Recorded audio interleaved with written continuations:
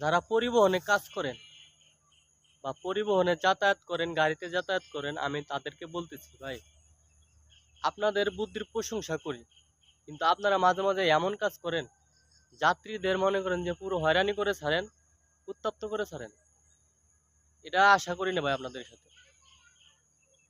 আজ আমি বাড়ি থেকে আসছি একটা গাড়িতে, পরিবহনটা খুব ভালো পরিবহন, কিন্তু নাম বলবো না, কারণ ওরা যে কাজ করছে আসলে এটা কাম্য নয়। এমনি আসছে লেট করে, তার ভিতরে 20 মিনিটের মাথায় মনে করেন 2বার বিরতি দিছে। যাত্রীদের খুব কেমনে এমনি বাড়ে কন্ত, আধা ঘন্টার পথ আছে 3 ঘন্টায়। আপনারাই বলেন, এক পাম্পে তেল নিচ্ছে, ওখানে বিরতিটা দিতে পারতো, যাত্রা বিরতিটা, তাই না?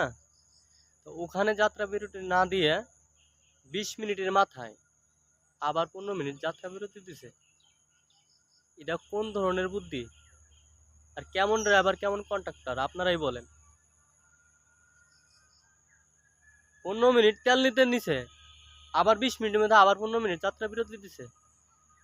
আধা ঘন্টা জার্নি না করে এই মানুষের খিদে লেগে গেছে গা। হ্যাঁ, কি বুদ্ধি নিয়ে চলেন ভাই আপনারা? আপনারা মনে করছেন হ্যাঁ উড়া ধুরা চলি, ঠিক আছে।